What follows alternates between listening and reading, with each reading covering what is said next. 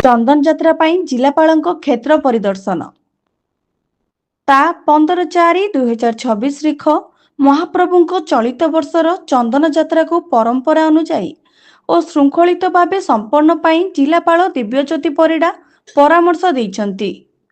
आज अपराह्न जिलापाल नरेंद्र पुष्करिणीर चंदन चकड़ा और महाप्रभुଙ୍କ चापस्थल को जिलापाल परिदर्शन करथिले।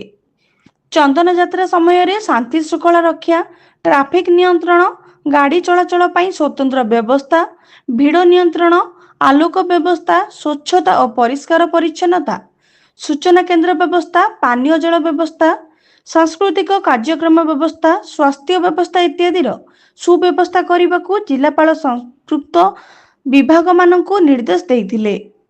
एही क्षेत्र परिदर्शन रे जिला परिषदर उन्नयन अधिकारी तथा municipal corporation commissioner Arugula Sneha, Srimandir उन्नयन प्रशासक देवव्रत साहू, निर्वाही अधिकारी अभिमन्यु बेहेरा, सिटी डीएसपी रश्मिरंजन महापात्र और अन्य जिला स्तरीय अधिकारी माने जोग देइथिले।